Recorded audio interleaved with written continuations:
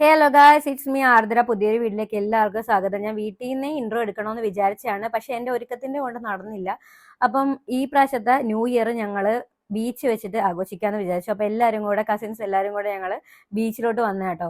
അപ്പം നമുക്ക് ഇന്ന് ഫുൾ ന്യൂ ഇയറിൻ്റെ വീഡിയോ കാണാം. ബീച്ച് വന്ന ആദ്യമേ കാണുന്ന മറൈൻ വേൾഡ് ആട്ടോ. മറൈൻ വേൾഡ് നമ്മൾ കഴിഞ്ഞ പ്രാവശ്യം കണ്ടതുകൊണ്ട് അതിനകത്തോട്ട് കയറിയില്ല. എന്ന് വെച്ചാൽ നമ്മൾ അത്യാവശ്യം കണ്ടല്ലോ, എല്ലാ കാര്യങ്ങളും നമുക്ക് അറിയാം, വീഡിയോ ഇട്ടിട്ടുണ്ട്. മറൈൻ വേൾഡ് കാണാൻ ഇത്ര ആൾക്കാരൊന്നും വിചാരിച്ച് നോക്കിയപ്പോഴാണ് പിള്ളേരുടെ DJ ഡാൻസ് കണ്ടത്. അവിടെ ഞാൻ വീഡിയോ എടുത്തപ്പോൾ തന്നെ പോലീസുകാരൻ ഒരുമാതിരി കണ്ടിട്ട് കാണിക്കുന്നുണ്ടായിരുന്നു. അപ്പൊ തന്നെ ഞങ്ങൾ അവിടുന്ന് എസ്കേപ്പ് ആയി. 2 സ്റ്റെപ്പ് നടക്കണതിന് മുന്നേ തന്നെ ആ DJ ഒക്കെ നിർത്തിച്ചു. എന്നുവെച്ചാൽ ക്രൗഡ് പാടില്ലെന്നുണ്ടല്ലോ ഇനി 7 ദിവസത്തേക്ക്. അതുകൊണ്ട് നമ്മുടെ പരിപാടിയൊക്കെ ഓൾമോസ്റ്റ് നിർത്തിയിരിക്കുകയാണ്. പക്ഷെ ഇവിടെ കാർണിവൽ മാത്രമേ ഉള്ളു ബീച്ചിൽ. അത്യാവശ്യം നേരത്തെ ഒന്നും കാർണിവൽ ഉണ്ടായിരുന്നില്ല, പക്ഷെ ഈ പ്രാവശ്യം എല്ലാം കൊണ്ട് നല്ല വൈബായിട്ടുണ്ട് കേട്ടോ. നമ്മുടെ ആലപ്പുഴ ബീച്ചിൽ കഴിഞ്ഞ പ്രാവശ്യമാണ് ആദ്യമായിട്ട് കാർണിവൽ വരുന്നത്, അത് മറൈൻ വേൾഡിന്റെ അകത്ത്. അപ്പൊ മറൈൻ വേൾഡ് എക്സ്പ്ലോർ ചെയ്താലേ നമുക്ക് അതിനകത്തും കയറാൻ പറ്റത്തുള്ളൂ. പക്ഷെ ഇപ്പം അതിനകത്തും ഉണ്ട്, വെളിയിലും ഉണ്ട്. അതുകൊണ്ട് ആൾക്കാർക്ക് അതിനകത്തും ഇതിനകത്തും ഒക്കെ നന്നായിട്ട് എൻജോയ് ചെയ്യാൻ പറ്റുന്നുണ്ട്. സീരിയസ്ലി എനിക്ക് ഫീൽ ചെയ്തത് ഒരു ചറപ്പ് പോലെ തന്നെയാണ്. ഇപ്പൊ നല്ല രസമാണ് ഇപ്പൊ ബീച്ചിൽ പോകാൻ തന്നെ. ഇവിടെ കുറച്ച് ഐറ്റംസ് നമുക്ക് എൻജോയ് ചെയ്യാനായിട്ടാണെങ്കിലും കുറെ ഉണ്ട്. ഇതത് ക്ഷീണിച്ച് ഇവിടെ ഇരുന്നു. ഈ പിള്ളേരെ കയറുന്ന സാധനത്തിൽ കഴിഞ്ഞ ദിവസം ഞങ്ങൾ ചെന്നപ്പോഴത്തേക്കും എയർ പോയിട്ട് അവര് പ്രതിഷേധമൊക്കെ ചെയ്തു. എന്ന് വെച്ചാൽ ഒരുപാട് പിള്ളേർ അതിൻ്റെ അകത്തായി പോയി എന്ന് പറഞ്ഞിട്ട് പെട്ടെന്ന് ഇങ്ങനെ ചൊങ്ങി പോകുന്ന ഒരു സാധനമാണ്, ഒട്ടും സേഫ്റ്റി ഇല്ലാത്ത സാധനമാണ്.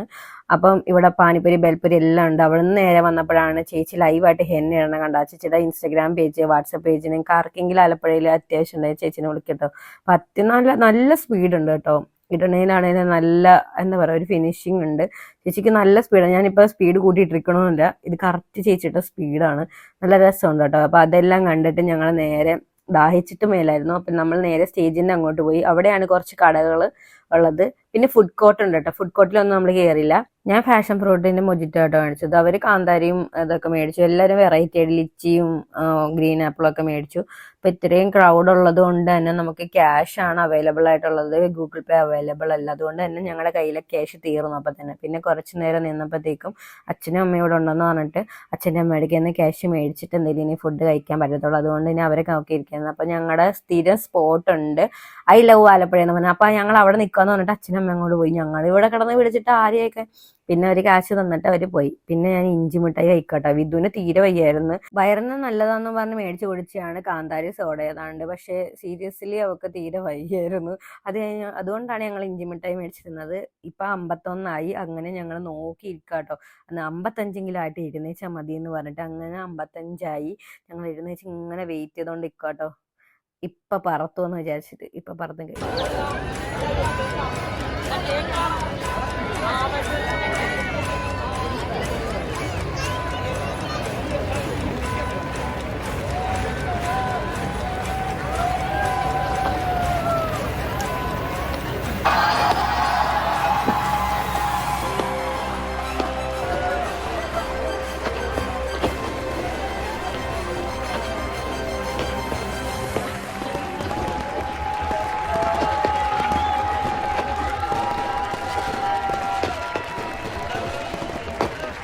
നമ്മൾ കറക്റ്റ് ഒരു 12-5 ആയപ്പോൾ ഇറങ്ങിട്ടോ. റേഞ്ച് ഇഷ്യൂ എന്ന് പറഞ്ഞാൽ ഭയങ്കര ഇഷ്യൂ. ആരെയൊന്നും വിളിക്കാൻ പോലും പറ്റില്ല. അതുകൊണ്ട് കൈ പിടിച്ചൊക്കെ നടന്ന് എൻ്റെ കാലേ കൂടെ ഒരു ചേട്ടൻ വണ്ടി കയറ്റിക്കൊണ്ട് പോയി.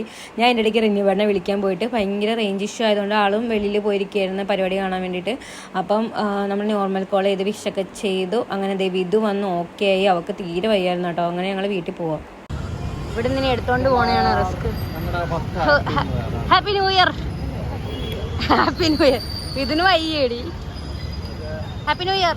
Happy new year. Happy new year.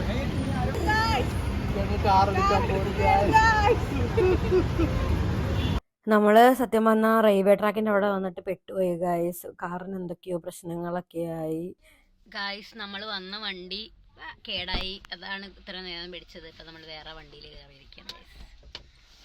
കണ്ണ എന്തിയെ? കണ്ണും ബാ, ഇങ്ങോട്ടും കയറി. യെസ്, വീട്ടിൽ പോകാം. ഇപ്പൊ ഏകദേശം 1:30 വീട്ടിൽ പോകാൻ പോകാണ് ഗൈസ്. ഈ പുതുവർഷത്തിൽ എല്ലാവർക്കും നല്ല കാര്യങ്ങൾ ഉണ്ടാകട്ടെ. അപ്പം എൻ്റെ വക എല്ലാവർക്കും ഹാപ്പി ന്യൂ ഇയർ. അപ്പം അത്രേ ഉള്ളൂ ഗൈസ്. അടുത്തൊരു വീഡിയോ ആയിട്ട് വരുന്നവരെ ടാറ്റാ ബൈ, ഗുഡ് നൈറ്റ്.